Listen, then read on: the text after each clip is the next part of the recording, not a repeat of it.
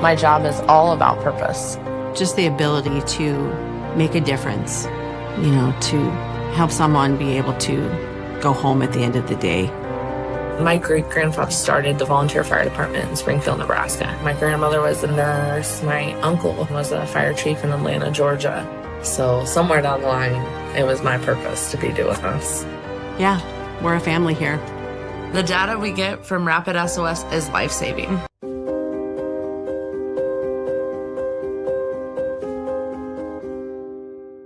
Have you ever met a 911 professional and asked, what's the worst call you've ever taken? Well, here's your answer. I heard your last breath the night you flipped your four-wheeler. I tried to call you the day you committed suicide by driving your car into a tree. Blue face, cold to the touch. I helped you with CPR after you found your infant face down, not breathing. It messed me up. I did everything I could, but it wasn't enough. You were with me from the beginning, Grandma. 27 years later, I took the 911 call when you died. How fitting to be there for me in the beginning, and I was there for you in the end. I miss you, Grandma. I am 911. This is but a glimpse into the world of emergency dispatch. But what is it really like to answer a call during someone's nightmare? What is the impact of the first responder answering the call? Available on Amazon or where you purchase your favorite books and ebooks. Imagine listening. Your worst day is our everyday.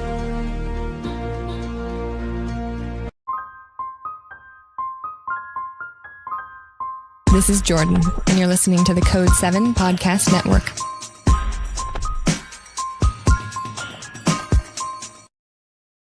Warning. This episode contains the 3 A's of podcasting: adult content, adult language, and awesomeness. You've been warned. So to be able to hear it, to experience it, to even see it on your CAD screen that this has happened. Maybe I didn't take the call, but someone else took the call, but I can still see what happened. And that may have been the scenario that happened that day, but I still knew it happened. Mm-hmm. Just to know that someone was that depressed, things were going on in their life that caused them to do this. And this specific person, this specific call, they weren't anywhere near where somebody could help them. So the people that called heard it, and then they had to walk a mile to go find this person. So I think that's why it sticks with me, because as a regular civilian, but you don't know. Right. And so then when you're here, you see it, you think about these people, you think about their family, you think about the life that they lived and what got them to that point. And it's sad, truthfully, it's very sad.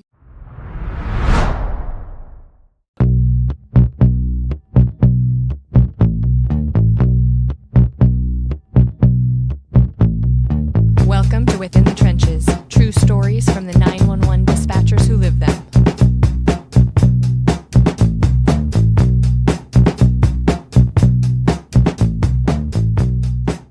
Hey, what's going on? This is Ricardo with the Code 7 Podcast Network, and this is Within the Trenches, true stories from the 911 dispatchers who live them. This episode is sponsored by Rapid SOS, Safer Together, the leading AI company in public safety. And a big shout out to subscribers. As always, thank you for everything, but especially all of you who watch, listen, support, and share. I wouldn't be able to do this without all of you. So thank you so very much. And you might be able to hear in the background, it sounds like there's a hurricane or something going on. We have some crazy weather going on.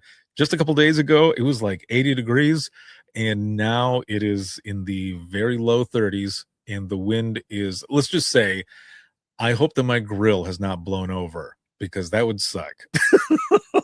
But you might be able to hear it in this room, because this room isn't insulated that well, so it might come on in the background. But as always, a lot of things going on, and it is currently March 13th, Friday the 13th. So happy Jason Voorhees Day. Hopefully everyone is having a good day and everything, and you just got so many things going on. Conferences coming up, speaking engagements. Yesterday, I actually had the honor of sitting in on the Pages and Voices podcast here locally in Fort Wayne, Indiana, at the Allen County Library, because they have their podcast where they have local authors come on. And because I have Imagine Listening, volume 1 and 2 books out there. I had submitted one of them, and they chose me and a few others to come on for this newest season that they're doing. So that was an honor. Thank you, Allen County, very, very much for bringing me in and giving me the opportunity to talk about the powerful, impactful dispatch stories that make up the I Am 911 movement. So thank you very much for that. I'm excited for my guest today, and we're going to have some fun. There's a baby birth story coming up as well. I'll give you a little preview, but we're going to be talking about a lot of different things. So my guest today is Autumn, and she is a 911 call taker and 911 professional at the Indian County River Sheriff's Office out of Florida. Hello, I'm so excited to be here. Yeah, I'm so excited to have you on here as well. We were talking a little bit before we started, and I said, you know what, you don't look nervous or anything at all. I have people who have come on who've said, I'm kind of nervous. But you, like you said, we're just talking, right? Yep. And you are exactly correct. That is what we're doing. This is a life we And live. yes, exactly. Yes. And so there's so much already that I'm sure that you have experienced. And we're going to be getting to this main story here in a moment. But, let's go ahead and just jump right in. So you have been dispatching for just over 3 months now. But how did you get Yes. involved in public safety to begin with? Do you come from like a dispatch family, or do you know a friend, or you just kind of fell into it? So I do know a couple of people that work here Mhm. with me that I've known since school. And so I have reached out to them. I think I reached out to my one friend like a couple of years ago. Like, what does it take? Do you think I would be good at it? I have kids. Like, is it okay to do it with family? And she also has kids. And so it's actually something that I've wanted to do for a really long time. I grew up watching Cops with my mom. I follow all of these dispatchers on social media, like all Mhm. kinds of stuff like that. It was just, I had to wait until I had the support system with my two small kids. So I begged my husband for a couple of years, and he finally said yes. And I submitted my application the same day to do this. So yeah, it's a long time coming. Oh, wow. Okay. So Oh, see, this is awesome. I love to hear things like this, especially the fact that you had friends already in it that you were yeah. able to reach out to. Did you get a chance to do a sit along before you actually applied, or how did that work? Yeah, so actually with this department, you submit your like preliminary application and then you Mhm. do observations. So you'll do two 2-hour observations, one 2-hour day shift, one 2-hour night shift. And during those observations, you fill out a form like you let them know what you liked and what you disliked and how things were going and if this is still something you could see yourself doing. So of course I said yes. Yeah. So then you move on to all of the rest of the process as long as they're in agreement with it as well. But yeah, so you can sit in and then after I was hired, I observed for the first full week of those like 8-hour shifts for that first full week before you go into your 12s and was able to like see a full day of how it was ran and how things worked. Wow. Yeah. So I guess what was it that, like you said, you grew up watching Cops and all of that. What was it that really, I guess, captured those moments where you're like, you know what, I think I could do this. Like, I really want to try to do this. Or maybe it was your friends who were talking about some of those things as well, on top of the things that you watched on Yeah. Cops and everything. What was it that really drew you to the 911 profession? I like to help people and I like to talk. So I talk to people all day long on the phone. And I've always worked in like the medical field before this. Mhm. So helping people has always been something I've wanted to do my whole life. And going on the road I couldn't do that. I couldn't actually show up to the people's houses. So to be the first voice that they hear and to be the person that helps them originally to get help there has just been intriguing to me my whole life. Do you feel as though working in the medical field before coming into 911 that it, prepared you for some things that you're doing now? Yes, I do. So we do EMD as well. Mhm. So to get these medical calls of people that are having strokes or having seizures or they're just like not sure how they're feeling, I feel like working in the medical field no matter where in the medical field, that you kind of have a little bit more insight of like when they're telling you something that it kind of sounds like this or it could be that. So you know some additional questions to ask to see if that's kind of the category it falls into. Do you also feel on the flip side of that though that it it was a little tough in the sense that, where you were hands-on, now it's just your voice and you're giving instruction versus being that hands-on. Like I can imagine making the switch and thinking, if only I was there, like I could, if I could put my hands through the phone, I could Yes. help you a little even better. So the last place I worked at was actually home health. So I was a lot through the Mhm. phone there. I didn't go to people's homes. I was just on the phone. So yes, it's a little bit hard because your mind makes a whole story. You're envisioning everything that's Right. happening over the phone. So Yeah. I do. It's a little bit tough. Like I wish I was there and could actually help them. But then on the other hand, like I am helping them. I am Yes. trying to talk them through this. Of course. Yeah. And so when you were doing your sit along before you got hired, before you came in and you were doing the 8 hours observation and all of that, did anything happen while you were sitting there in that, like those first sit alongs? Or were you just kind of like, is this all? Yeah, so actually, yes, and it's not a good call that comes through. It's a suicide call that came through on I think my first sit along, like the first hour that I was there. So that's a little heart wrenching when you Right. don't know like what you're getting into. So that call has actually stuck with me that I listened to. Yeah, and it didn't end well for the person. But that call has stuck with me. Yeah. What are and if you don't mind me asking, like this is actually a question that I usually ask later on, but we're jumping right into it because Okay. the way you mentioned it, that it sticks with you and all. So if you don't mind me asking, and if you don't mind sharing, what were some of the things that has caused it to stick with you? Like when you think about, you're listening, right? I'm sure they had you kind of like on a cord like this of some sort, Yeah. somehow Attached listening to the other along. person. Yeah, Yeah. the umbilical cord, as we called it. Um, Yeah. you're sitting there. I can only imagine having, taken many calls like that as well, Mhm. sitting there and listening to those things for the first time, the screams or, Mhm. even the smallest sound or tone Mhm. in the background that you hear. Is it things like that? Is it the person that you're sitting with? Because maybe even the person who's actually taking the call and you're sitting as they're taking it, you're seeing them or you're hearing them, or maybe you're feeling what they're feeling. What are some of those things?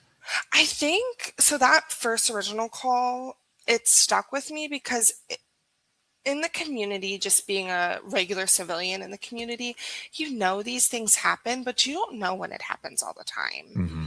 So to be able to like hear it, to experience it, to even see it on your CAD screen that like this has happened. Maybe I didn't take the call, but someone else took the call, but I can still see like what happened. And that may have been the scenario that happened that day, but I still knew it happened. Hmm. Just to know that someone was that depressed, things were going on in their life that caused them to do this. And this specific person, this specific call, like they weren't anywhere near where somebody could help them.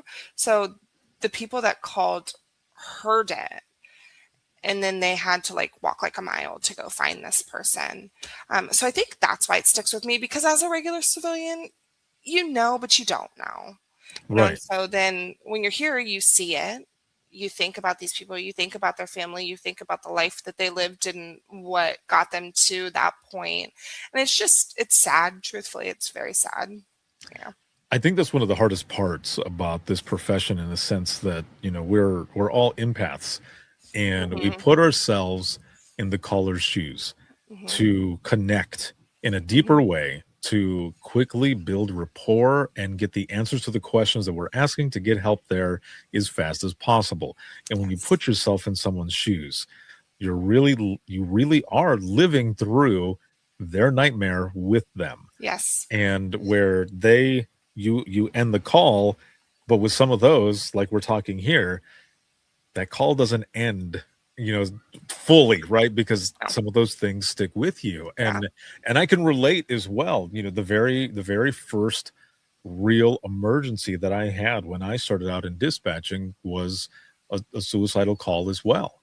and it was a wife who found her husband that had hung himself. And for me, for that being the first one out of training, Hmm. to take, the difference though is that, I and the difference in the sense is, we're answering phone calls. I thought that big first major one was going to be answering a phone call, but at this small PD that I worked at, people could walk in to make complaints, and this Oh, specific call was a wife who ran into the PD, and the chief just happened to be there with me, and as he was leaving for his shift, and now it's in front of me, and I'm trying to process this. So yeah, just like you, and I think a lot of us, we try to process where how did that person get to that point, hmm. because it's almost like you can't imagine yourself getting to that point, but when someone else does, and you start learning all of this, you just start to question certain things, or like, Right. why, how, and you're right, when you get into, or before you get into dispatch and you see all of these things happening in the news, there's more to the story, Yeah. and but you don't know it. But when you get into dispatch and then you see other news stories, what the rest of it is. And I remember I would have friends or family say, so what else happened there? I'm like, I'm not going to tell you. You don't want to You don't know. want to know. Yeah, Yeah. it was bad. I'll just say it was bad. So Yeah. with that though, excuse me, even though that has stuck with you, but even just like after that moment, after that call, was there, did your supervisor look at you and say, like, are you okay? Is anything, or a debrief or anything like that? The only reason I ask is because one of the calls that I remember when I switched from the small PD to the central dispatch back in Southwest Michigan, where I finished my dispatching career, there was a call the first night that I was working midnights training. And I remember my trainer looking over at me and she goes, are you all right? Mm. And I said, "Oh, yeah, of course." And she goes, "Are you sure?" And I said, "No, no, no, I am." I said, I wasn't expecting that type of call to be the first call that I listen here, because I already had about 4 years of experience and all. Right. So I was okay, but I just, even years later, I remember her and I just kind of reflecting, and she goes, I wasn't sure if you were going to stay because of the look on your face. And I said, nope, that was just me thinking, oh, welcome to dispatch. Right. Right. The agency that I work for, Mhm. they're very big on mental health, which is That's awesome. wonderful Yeah. because you need it in this line of work. Everyone that I've talked to has like been about mental health, and which is it's very nice. It's very reassuring. And I had a couple of calls actually within 2 hours where I had two CPR calls where both people didn't make it, and I finally looked at my CTO and I was like, I need to go for a walk. And she's like, okay, take your time, like it's fine. Take as much time as you need. And I was like, Yeah. I got to step away from this phone. Right. So, Yeah. So to have back-to-back CPRs like that, yeah. and it not have a great outcome, a lot of times what people don't understand, and something that I try to help people understand, is that we want to help people so much Yes. because that's what we're there for. That's what we're doing. Yes. That when it doesn't have the outcome that we wished that it had, or that we were hoping that it was going to have, and we're hearing family members cry and all this Yeah. other stuff, we almost at times start to blame ourselves. Hmm. And you start to question, it's like, well, if I would have done this, would it have made a difference? If I Hmm. had done this. So that's why I love that you have folks there that are there, and Yes. they are big on that mental health and wellness, because towards the end of my career, there were folks who, because of the things that I do and everything, they would reach out and they would tell me, hey, and it wasn't just me, it was the rest of us as well. You did everything you could. Yeah. And I think it's good for people to know that, having that gift of closure, in a sense, knowing that nothing was left to chance, there was Hmm. no other question, that you did everything that you could, helps that mental health and Yes, it wellness does. in so many ways. Yes, it does. Absolutely. It's uh it's an interesting profession that we're in. Yes, it is. I mean, I got another call where, I don't know, recently, where a lady had a dead raccoon in her yard and she wanted the raccoon picked up. And so we call animal control, and my dispatcher was like, animal control won't typically go out for this. Yeah. And so animal control did call in, and they ended up saying like, I'll go out for her. Well, she called back and she was so appreciative and was like, can I speak with your supervisor just to let them know that you like really helped me? And I was like, Aw. if you want to speak with him, he was actually listening in on me because I was in my solo phase. So he already knew what was Right. happening. But so it's not all bad. We do get some people that are very appreciative of what we do. Right. Yeah. And I think those are the things too that a lot of us need to try to focus on as well. I tell people, if you are not journaling now, make sure to start journaling, because you can write Yes. down all of those wins. Yes. And when you have crap call after crap call after crap call, you can go back, look at those wins, and especially if you're even questioning, am I in the right spot? Am I doing what I should be doing? You can look at those wins and remember your why. Absolutely. I actually follow a dispatcher on TikTok or one of the social medias, and she, if anybody's big into faith or anything like that, she has a prayer book that Oh, she writes down these calls into, good or bad, where she just feels like maybe this person needs a little extra prayer. I thought that was really cool. That stuck with me too. It's sort of like journaling. You're still yeah. writing it down and you're thinking about these people. So yeah, I thought that was really cool. That is very awesome. I love that. I love that there's so many more resources, that there's so many more Yes. people who are talking about these things, because for a Mhm. long time, no one was talking about it. Yeah. And it was almost as if we weren't allowed to feel like we were the ones that was like, okay, jump to the next call because there's more emergencies.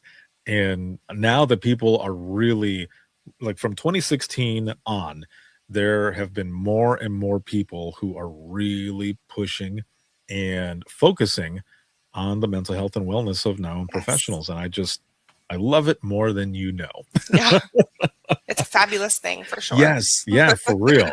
So, you end up starting out, you walk in. So just to give those who are watching and listening a better picture of what you see. So it's day one, Day you're one. walking into the center, and what do you see? Like, are there multiple consoles? How many people are working on the floor at a time? And Trying to also, think. how are you feeling when you walk in? Are you feeling overwhelmed, excited? Personally, I was excited from the get-go. Like there was never Yeah, second guessing this. nice. Yeah. So walking into our center, we've got 4 seats that like their backs face each other, Hmm. but they're still right there and they can turn around and speak with one another. And then you've got a little further back, you've got like a training console, and then, or the trainer or the shift supervisor, however you want to describe that. And then in the corners, you have 2 only call taker computers, not just computers. We're looking at 8 screens. Holy So, moly. Okay. yeah, You got 8 monitors. Okay. 8 monitors. And so there are room for 7 people to sit. And so I think typically shifts are about 5 to 6. Fully staffed, I think they're about 6. So you've got about 5 other people in the room with you, 4 or 5 other people in the room with you. And we're all pretty much going through the same thing, So I have had 0 complaints with the agency that I work at. Everyone's been super friendly, super kind. They check on you, which is very reassuring as well. Like you were saying, it's nice to have somebody say you did everything that you could have done. So my agency's been very good about that. So yeah, 4 or 5 other people in the room with you. So. And it sounds like the way you describe it, if someone is typing in, so let me give you an example of what I'm getting at here. the last center that I was at, we were shaped, it was kind of shaped kind of like a horseshoe. Okay. And so we had 5 consoles. The minimum though for us was 3.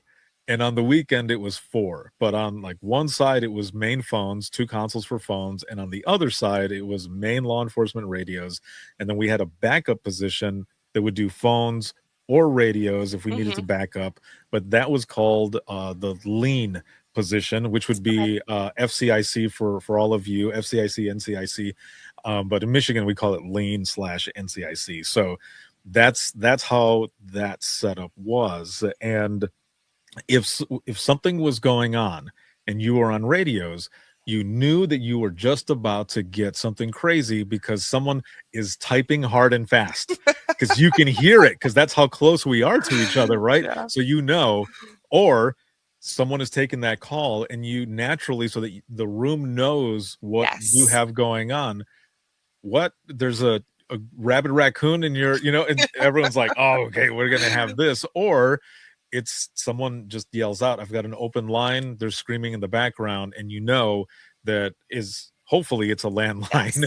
Yes. We've got the location. We would put in what we would call just an unknown situation. It would be our quick call, unknown situation, and we would just tone it out Okay. until and say, yelling in the background or whichever. So what I'm getting at is the way you explain your center and how your backs are facing each other and stuff. You're close enough that We you are. would either hear someone typing hard and fast, so Yes. something is going on, Yes. or someone would repeat what they're hearing on the phone, Yes. and everyone, if you're like, sitting back, everyone ends up moving up, Yes. sitting up at attention, or like, all right, Take a it's deep breath. Here we yes, go. it's about to go down. Yes. Yes, that's exactly what happens. You just Oh. know, and you can hear the tone of voice that the call taker's in, and yeah, you just go from there. So how does that make you feel? Like when you're sitting in there and things like that happen, like you just take a deep breath. All right, here we go. Here we go. Yeah, I mean, that's exactly how you feel. I naturally am a nosy person. So I like to know what's happening. That's hilarious. I Yes. love it. So like in my first couple of days of training, I'm like, can I listen in on her call? It sounds like it's a good one, like that. I would need to know like what's happening and Right. for And- future. Right, exactly. And you know what I love is how you just said it, because those who are not in public safety, they wouldn't understand that. Like, I have said stuff like that out loud, and I'll get a look like, what do you mean? What do you mean that's a good call? It's a 911 call that's coming in. I'm like, well, what and then I have to explain, like, it's a higher priority call where we can Yes. learn more and help even more. Yes. And they would go, oh, okay, because you sounded bloodthirsty there. I'm like, no, that's not what it is. It's like, it just means that we're able to help with Yes. the even higher priority call. Not that you It's can't. a good training call. It's a Right, good- exactly. yeah. Yes. There's stuff that you can learn. And it's not that you wouldn't be able to with a lower priority call, right? Because Right. anything can happen with those. I mean, I remember we would have noise complaints that were like a Mhm. dog barking, and then it turns out, the neighbors are fighting. And Right. we're like, oh crap, like this just escalated. Yeah. Someone just pulled out a trident or something. Not seriously, but like it could escalate. Yes. Anything can happen, Yeah. and you just got to be ready. Yes. gotta be and ready for also it. have to just listen to what's happening on the phone. That was Mhm. one thing that I struggled with a little bit at the beginning, was like active listening. Is like you're listening to the person talk, but you're also trying to listen for the background noise Yes. and what's going on behind them. Because I took a hard watch detection fall Mhm. on it's the automated thing that comes through from Right. Apple. And the male like got on the phone, he's like, I'm okay. It just did not sound right to me. So I told my supervisor, I'm like, I'm putting this in as a welfare check because I strongly don't believe that he's okay. And he was on the floor and needed help up. See, You just You- know. you have the instinct already, which is good. We always tell people, like, it's that gut feeling that Yes. something is not right. And I would rather someone get sent out, whether it be me making the decision or my trainee making the decision. Yes. Send someone out, or because then it'll be something that ends up on the news, and it might not be a good thing, right? That's that happens. Yeah, and that's like something that would like keep me up at night. I should have sent Oh, for somebody to sure. that call. Right. Yeah. We would always say, when in doubt, tone it out. Yes. I'm with you on that one. or when in doubt, send them out, or something like that. Yes. One of the two. Yes. We would do it, because we would rather send people and it end up being nothing Yes. than not, and it's something. And yeah, that will keep you up at night. It'll eat you alive. Yes, well. You don't want that. Like for me, thinking back before like Rapid SOS, and this is like 2012, 2013 time as well. this technology wasn't there. So the place that I dispatched for, we had a huge like state game area, and people would go hiking, and sometimes they would get lost, and the cell phone coverage wasn't the greatest in that area specifically. So sometimes they would get through, and they would say, I'm lost in such and such area. Can you try to find me? I'm like, we can try. And you would have to send a message out to cell phone carriers, whichever one it might be, to see if you can to ping them. And sometimes it would work, sometimes it wouldn't. And sometimes an officer would be out there, and we would have to say, do you hear the sirens? Do you see the lights flashing? Walk towards the light. And sometimes it would work, but there would be other times where we would lose the call and we couldn't get back in touch with them. And then you go home. For me, it was driving 45 minutes home, praying and hoping that that person ended up making it out. Yes. Yeah. And Rapid SOS, now that we have Rapid SOS and you can like, what 3 words this we call, I'm sure everybody else, I don't know, calls it what 3 words. Yeah. But to like, it pinpoints like exactly where they are. And so good that we have that. Yes, that is probably one of the best things to happen to 911, because they basically solved the location issue where you would be like me, going home hoping and praying that someone found that person, or they were able to make their way out on their own. So how does do you guys work 8s or 12s? 12s. Okay, so you work 12-hour shifts, and then when you're working through your training rotation, so you're just over 3 months in, so you're still in training, right? I'm actually have been released as a call taker. I'm official. Oh, look at you. Very nice. How does that feel? Good. I mean, it's different when you have somebody listening to every single call that you take and are like critiquing everything you did. I feel like I probably made more mistakes in training, which is good. Don't get me wrong that you're like making mistakes in training, not life or death mistakes, small mistakes. Exactly. Yeah. That you can have fixed. So then like when you're by yourself, you can take a deep breath. You're like, nobody's listening to me. I know what I'm doing. I've got this. That's take a deep breath and go. I would say that I was probably the same way, and a lot of times it's because you're right. There's someone who's sitting right there, and I would be typing, and I would mess up my typing, and I would look over at my trainer, and she would go, "It's because I'm watching you type. That's why you keep messing up." I promise I can spell. Yes, like I am a very good speller and typer, but I can feel you breathing on me. Can you move a little bit? But there's those moments too where I think, like, for myself, this is one that I will never forget. When I was getting ready to be done with my training, and this was like full on, I've gone through phase 1, through the shadow phase, phase 4, and now I'm able to, I can do my medicals, I can do calls, I can work on the radio, I can do the NCIC stuff. I'm ready to go. But I say I'm ready to go. My trainer said I was ready to go. And I remember her saying, "So you're going to be on your own now. Are you ready?" And I looked at her and said, "No." Like, "No, I'm not ready." And she goes, "But you already have, a few years of experience." And I said, "That's at a single seat PD. This is completely different. And the call volume here is way higher than it was over there."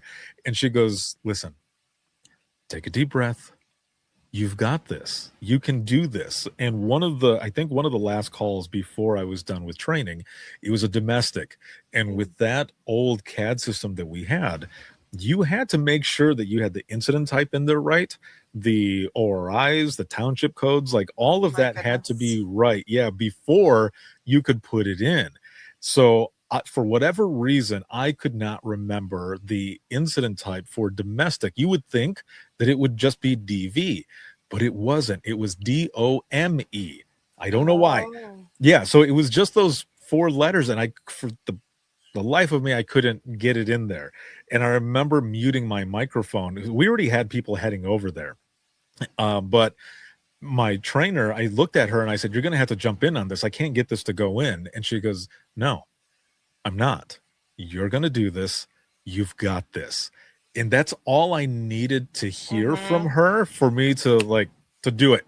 and it kicked in, and everything ended up being fine. I mean, it was a verbal domestic only, so they were separated, but it was just that one thing. But I needed that little kick in the ass to be like, Yes. okay, I do have this. Her mentality very much so was that of, I'm gonna let you take in some water, but I'm not gonna let you drown. Hmm.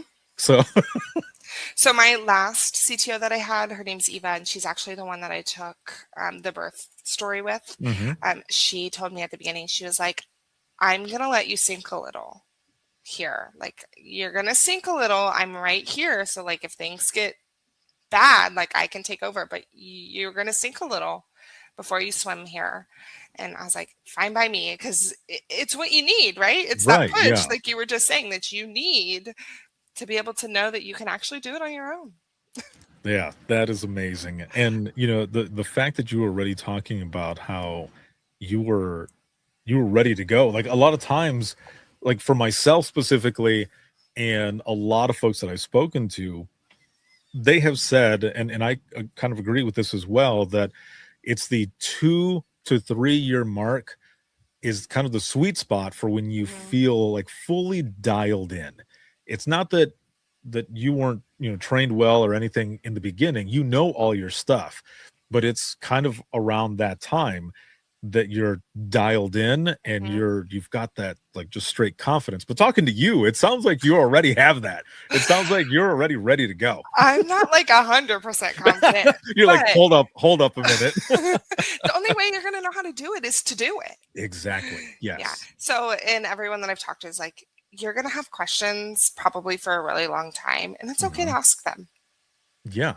So, The best 911 professionals out there, I would say, are those who are learning every day, who are yeah. always asking questions, because this profession evolves and evolves Yes. and progresses, and there's always going to be something new. So Yes. if you end up, not you specifically, but anyone who's listening, if someone gets to the point where they think there's nothing else to learn, Mm, you might want to think about that, yeah. or think about switching professions because Don't say that, because the next call you get is going to be something you need to learn. right, exactly. Oh my lord. Okay, you just made me think of something.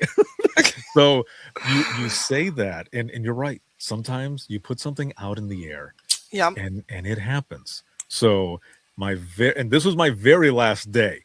So my very last shift in dispatch was July 22nd, 2013. And Okay. I was working a 1P to 1A shift because I wanted to work with the morning crew and those out in the field to say my goodbyes and everything else. And then I was going to work with my team that I was the supervisor for until 1 a.m. Well, the person who was supposed to work that shift got sick. So Oh, she man. called in. And I remember my team saying, so why aren't you going down the force in list, the overtime list? And I said, I'm not going to force anybody to come in tonight. This is my last shift. I'm going to go with my team. And they're like, oh, yeah. I was like, we're going out on the ship, man. Like, that's what we're going to Yeah. do. And it was only 4 more hours, you know. So, in true dispatch form, my very last shift was an overtime shift. It was a 16-hour shift. So, I had switched from phones to radios. And there's about, I don't know, about 40 or so minutes left. And I'm talking with my team.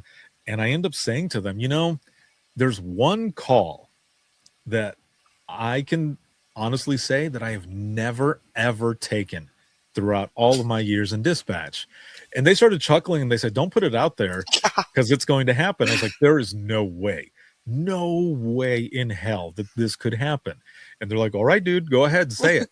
So what the call was me having to translate a medical through in Spanish, because I would translate. I would do Spanish calls and all, and we started laughing and stuff. And a little bit later, 911 goes off, and I hear my coworker Jill, who's on main phone. She starts saying, un momento," and I looked up and I looked over at my partner Whitney, and she goes, "Dude, you see what you did?" And I said, "You guys are messing with me, man. There's no way." So she puts them on hold, And she stands up and she is busting up laughing. And I thought, oh, you guys got an officer to call in. I was like, you guys had me. She goes, no, you need to answer the phone right now. And still up until the point that I answered the phone, I thought they were messing with me, but they were not. Oh my I had to translate Spanish, and it turned out to be a medical. Oh my goodness, you did it all. I did it. Yes. Oh my Lord. I was like, the dispatch gods or the dispatch universe, however you want to They describe heard it. you. They heard me. And yeah, it was a guy who was visiting friends, and he did not know where he was. Luckily for me, he was in an area, the southwest part of the county, that I actually grew up in. So I knew exactly where he was, thank the Lord. Yeah. But he was having a panic attack. He was having chest pain, difficulty breathing. So all of that's priority one, man. We Yes, have it is. everyone going out. Lights and sirens are on. Yes. And he was at a party. All of his friends were passed out drunk. Oh, gosh. He was also intoxicated. In the end, there was no transport. He ended up being fine. They checked him out, and he's like, I don't want to go. So they just left him. But after I got off the phone, I looked at everybody, and they said, see what you did? Like, you put it out there. So true. You do I put it know. out there. You say it and it's happening. It's, it's like, I won't say the word, but it's like saying the Q word Yes. when you're in dispatch and everything goes to hell. Yes. Or, an officer would leave and they would say it and we'd be like, why? What? You know what? You're going to be the one we're going to send out there. Or it's like when your day shift officers are off duty and your night shift dispatch team's coming in and they're passing one each other and they say it to them. Yes. It's been really cute today. And they're like, right. Really? Yeah. You're like, how dare We're you? calling you. Yeah, exactly. We're calling You're going to be coming in. So I love hearing the way you talk about the profession, what you do. You genuinely love this. Like I can see it, I can hear it in your voice, your tone, all of it. And it is refreshing to see this and hear this. And you've only been doing this for just over 3 months. Yes. And from what it sounds like, you have taken a lot of different calls already. You've experienced a lot of different things. And I had seen on social media a call that you had done. And this fell on Valentine's Day. Now, I want to play some of the video that's here, and then I want to discuss it. And holy crap, that wind is really kicking up. Oh, okay. Well, that's good. But it's like shaking around in my room. This is nuts. That's why I have this zip up on, because it's actually blowing in through this window that doesn't have the greatest insulation. So let me add this to the screen here really quick, and then we'll go from there. So here we go. So a story you'll only see here on WPBF 25. A dispatcher at the Indian River County Sheriff's Office helped a woman deliver a baby over the phone. It all happened on Valentine's Day. Angela Rozier caught up with the mom, baby, and dispatcher. Well, we got a chance to meet that dispatcher here at the Indian River County Sheriff's Office, and she says she's always wanted to help people. 911, what's the address of your emergency? Autumn Martin is a dispatch call taker here at the Indian River County Sheriff's Office. She started on December 8th. She got that 911 call about a woman going into labor on February 14th. 911, what's the address of your emergency? Hi there. Yes, I am at my sister's house. She's currently in active labor. The midwife is on her way. However, baby is coming faster than the midwife. Okay, what's the address? She admits it was a little scary at first, but she did what she was trained to do with her supervisor by her side. And she says the mom's sister and husband were also there helping during the call. I mean, I was just answering calls as they were coming in, and I got the call, and they said the baby's crowning, and I said, okay, we're having a baby. Meet Evie. Her mom, Shannon Wells, tells me this is her 5th child. She and her husband had planned to have a water birth at home with the midwife, but Evie had other plans. I looked at my sister, said, we're not going to make it. I can feel her head. Like I could feel that she had shifted her position finally and was coming. She says while the midwife was en route, they were told to dial 911. And Evie made her entrance on Valentine's Day. That's it. Come on. She's breathing? Yeah, well. She's trying. Starting to make noise. It's sweet to hear a baby cry. I have 2 of my own, and I think music to your ears when you first hear the little baby cry. And again, we did get to meet mom and baby, and they are doing just fine. In Indian River County, Angela Rozier, WPBF 25 News. So there you have it right there. And what an amazing moment. Talk me through this. Like I said, I was just answering calls, it's, I was on night shift. I had my trainer, Eva. I was in phase 4. So I was at the end of my training because we do 4 phases and then we go to solos. So this call comes in, you heard the beginning of it. So they actually live out west. And so it takes a little bit. We do have a station close there, like a fire station close there, but they do live out west a little bit. And I was like, how far apart are their contractions? And they're like, oh no, we're past that. And I was like, okay, here we go. And so you just talked them through. Eva came to my desk. She sat on my desk with me.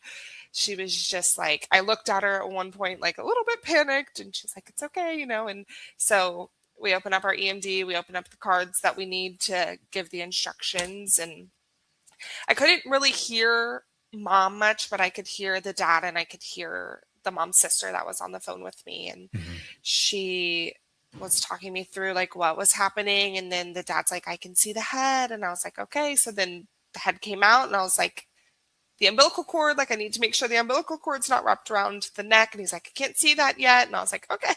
So then the next instruction you give is that in the next 2 to 3 contractions, the baby's coming out. And so Eva's like, make sure you keep telling them to support the head. And I was like, okay. Repeated what she said, make sure you guys have the head supported. And baby came out and I'm like, you have to wipe her mouth really quick, to make sure you get all the stuff out of there so she could breathe. And you heard me ask, is she breathing? And then finally they were like, there she is. And so I could hear it faintly. I couldn't hear it really loud because I actually know people who know the mom. I don't know the mom personally, but people in my church know her personally. And they were like, she gave birth in the bathtub. I was like, oh, I had no idea. It's not something I know. So baby came out, baby started crying. I'm like, put the baby on the mom's chest, And so then mom and baby were doing okay. I knew that we had units right around the corner, almost there to them. And so I was like, congratulations to you all. And we disconnected the phone and I was like, oh, that was way scarier than having my own babies. Oh, that's amazing though, because so here's a question. Did you get a stork pin? I did. Yes. I did get my stork pin. I carry it around in my purse with me. Yeah, and I was actually told by especially Eva was like, some people go their entire careers wanting this and never getting it. She was like, you got it in training. And I was like, this is wild. Yes. Yeah. What's funny is I was going to say the exact same thing. I was going to say, there are some folks who go their whole career and they don't ever get a chance. There might be moments where you're close, yes, but not all the way through. And, I was there myself where, I had someone call in and the baby's crowning. And I thought, okay, if the baby's crowning, the head is out, then that means, that we're there. I get the pin.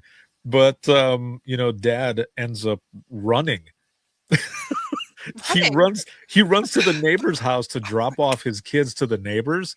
And when he gets back, the baby is crying. And in my head, I'm like, I say congratulations out loud, but in the back of my head, I was like, there goes that pin. Because the baby was already completely out. Yes.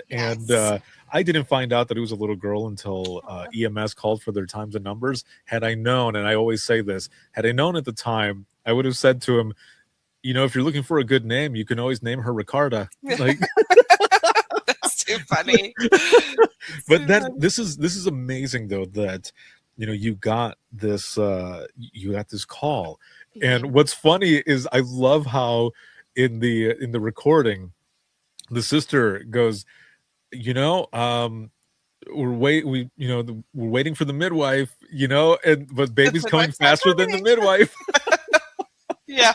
I don't know what time the midwife actually got there, but they were planned to do, like they said, a water birth at home. And so I don't even think they went to the hospital. I think EMS came, checked them out, and all was good. And midwife showed up, and baby and mom were happy and healthy. Wow. And we were close to the end of Valentine's Day. Like, it was 11:40 something, 11:50 something. Like, we were cutting it close. Yeah. Valentine's baby and everything, man. And you know how we were talking about the whole room knowing? The whole room knew we were having a baby. Oh, yeah. Yeah. Oh, yeah. And so what happened after that? After you hang up, what happens? Do you just have a moment where you're just sitting there like, oh, I stood up. Did you stand up? Did everybody else was like, well They're done? like, we had a baby. Congratulations. Yeah. I was like, yeah, thanks. And I stood up, and I was a little shaky after the call. You can't panic during the call, or you internally panic during the call. Yeah. The caller has no idea. So I got up, and I was a little bit shaky. And like I said, I think it was easier having my own kids than walking somebody through it. It's hard. You don't know what's happening except like what they're telling you. You can't see it. And so, yeah, it was a little nerve-wracking to be in training doing this. And, in your head, like, I say this to people all the time, and a lot of people say it as well, that because we don't see what's going on, right? Our brain is piecing together this puzzle that sometimes is worse than what is actually going on out there. So as you're listening, you're developing this dispatch ear, and you're listening to everything in that environment of the call. You might hear something else, or in the back of your mind, you're thinking, I don't know what that sound was, but I guess maybe we'll find out here in a moment. And it just adds to, I guess the way to put it, the thrill, that adrenaline rush, the suspense, like all of this all together how long did the call last? I don't even know, maybe 10 minutes. See, and I bet you those 10 minutes felt like 10 hours. Like, I was just waiting for the baby to come out. I had no idea how long I was on the phone for. I just knew we were waiting for the whole body. Oh, those are some of the best stories as well, and ones to definitely hang on to. Those are those rare feel-good moments that happen in 911. I tell people, there's a lot of hell and chaos and horrific things that happen in 911. However, there are also a lot of rewarding moments, a lot of moments to be proud of. And I've asked people on this podcast before, or when I'm teaching or whichever, what are some of the most rewarding moments that you have had in this profession, or something that you're proud of? And this for you right here is just one of those moments, and at the beginning of your 911 career. Yes. Hold on to it forever, for sure. Yes. Yeah. How amazing is that? So I think I might have missed it here. You got to meet the family and all, or? I have not met the family. Oh, okay. I just know, so at my church, they have like a school, and the mom is actually a teacher at the church school. Oh. And so everyone was like, I want to introduce you to her. So maybe one day I'll meet her and the baby. Yeah. That is very cool. I would be so nervous. I'd be like, hi. I was the voice you were hearing. I know, right? Yes, that was me. I was there with you. Oh no, that is amazing. I love that, and it has been a pleasure to have you on here as well. As soon as I saw this, I have to find a way to reach out to her. I need to get her on to talk about this, because this is awesome. What I didn't know though, until you told me before we started recording, is that you've only been dispatching for just over 3 months. And, I love it too, though, because I love to get the perspective of those who are either retired, seasoned, or are new to the profession, and how they feel about it and them getting into it. And this is one of those examples of people that hear about the profession and are pumped up to be a part of something bigger than themselves. And this is you. I mean, I can't imagine what you're going to be doing a few years from now. I mean, so let's just imagine, as we're kind of going into the wrap up of this episode, what are some things that you're already thinking about doing? I mean, are you thinking about potentially, later on, would you like to be a trainer yourself, or supervisor, or, something like that? Yeah. I mean, Yes is the short answer. The longer answer is I think training somebody makes me a little nervous. Mhm. But I know how much my trainers helped me, even though some of them were new, and they all helped me tremendously. And in this profession, you help. That's what Right. the profession is, right? And so it makes me a little bit nervous to have to sit with somebody because I like to do it. Yeah. Like that would be the hardest part for me, is to like know that I can't step in. Mhm. They have to do it, you know? And so I'm very fortunate for the people that I had that trained me, and wish to be like them eventually. A couple years down the road, Yeah. multiple years down the road, we'll see. But Yeah. I've got to get through the rest of training first. So next would be fire radio, and then after that's law enforcement radio. So that's what we're Excellent. looking for in the near future. Oh yeah, that's all on the Yes. radios. I remember being on radios, and the first time an officer yelled out that he was chasing someone, and I look over at my trainer, and the trainer's like, "Here we go." I was like, "All right, let's do this." And you get into it, and before you know it, it's over, Mhm. and you're checking on people, and everything is okay, and you just sit there. What happened? Like Yes. you were there, you were doing all of it, but you're so dialed in and focused that when you're done and you get a moment to really take a breath and reflect on what just happened, you're like, I can't believe that just happened right now. Yeah. I Yeah. can't believe this is my life. Like this is what I get to do. And it's a cool thing. Yes. It's an honor to be able to do it. So I love hearing you talk about years from now, thinking about years from now, potentially wanting to do that as well, even though it makes you a little nervous, because what it sounds like, especially with your trainers, the way you talk about them, that could be, or would be rather, an inspiration to Yes. continue that good cycle of training to be able to mold that literal next generation of Yes. 911 that's coming in. And also, you have some amazing stories that could be someone else's inspiration Mhm. to join the profession or get through maybe some harder calls to say, I've been through all of this, but also I want to share some of the good things that come from this as well. And forever immortalized on the internet and everything and Yes. stuff that you've gone through. And hopefully, you have the audio for that call so that, Someone has it. yeah, so that you can always have It's that been as well. pulled for sure. Yeah. And what's crazy, like what you're saying, is that my phase 4 trainer, Eva, that had the baby with me, Mhm. didn't have the baby with me, but we delivered the baby over the phone. Right, yeah. She actually, when I was in classroom training my first week, she had delivered a baby a couple years ago, maybe a year or two ago. And we listened to her childbirth call. And then Nice. she was listening to me out on the floor actually deliver it. And so you're right. You hold on to these calls and you're able to use them to train other people, which is, I think, really cool.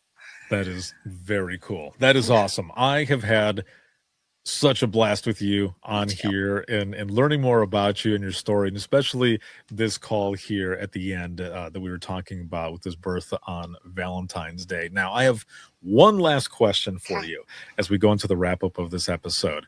And this question is not to change anything, because there's a lot of things that we go through, and it feels like you've gone through the gamut of calls already. But if you could go back in time to talk to yourself at the beginning of this journey that you're on right now, and again, it's not to change anything, but maybe just to give yourself some advice, what would you tell yourself? To breathe a little more at the beginning. I think you're so nervous when you, like, especially your higher priority calls, your Mhm. disturbances, your physical ones, even like your shoplifting Yeah. that aren't that high priority, but can turn into high priority, if that you have to like take a deep breath. Here you go. Like, listen, type, ask all the correct questions. And I would freeze a little bit at the beginning, like even towards the end of training. Like if I hadn't taken a call like that in a couple weeks, a month or so, I would freeze a little bit just because I felt like I didn't know what I was doing. Mhm. And that's where like you know what you're doing. you just have to breathe and go. Is kind of just what I tell myself. Breathe and go. Here we go. That is perfect. Yeah. That is awesome. Thank you very much once again for being on and for what you do in our profession. Thank you so much. Thank you. So I will be right back here with you in just one moment, if you can hang tight. Sure. And for those who are watching and listening, if you have any comments, questions, you ever want to be a guest on the show, you can email me, and that's going to be wttpodcast@gmail.com. But the easiest way to do all of this is to simply go to links.co/IM911, and that is links with 2 I's.co/IM911, and you will find everything there. My email, social media, where to follow, where to hear the latest episodes of the Within the Trenches podcast, as well as the Imagine Listening podcast, the free link to the Trenches community, and everything on there is free. There's over 250 hours worth of continuing education for 911 professionals. That is from Dare to Be Great virtual event 1 through 6. There's also 45 rounds of the Dispatchers Roundtable on there, full of all types of topics, all things 911. Again, all free. You can check it out there.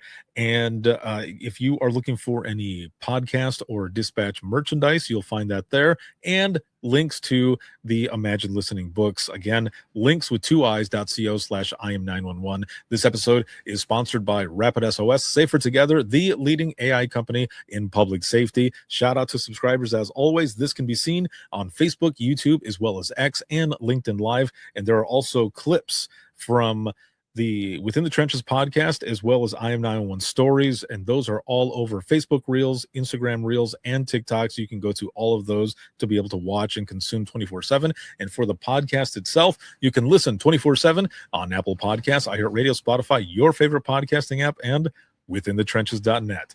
Have a good one, everyone, and we will see you all in the next one.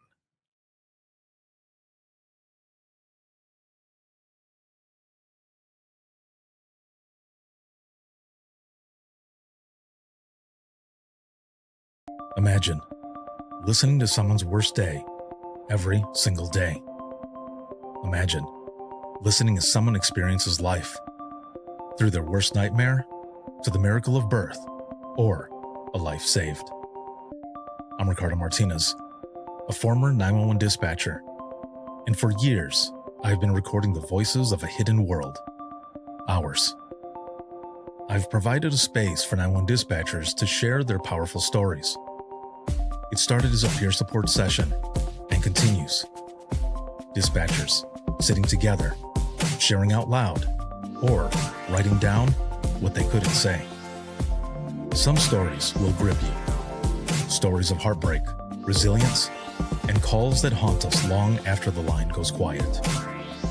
But Imagine Listening is more than heavy emotion. It's about healing. It's about laughing through the chaos, lifting each other up, and reminding the world that dispatchers are human too. The lighthearted will balance the heavy. Experience the power of storytelling, a podcast for the thin gold line and those who want to understand it. This is Imagine Listening. Your worst day is our everyday. Subscribe now wherever you listen to your favorite podcasts.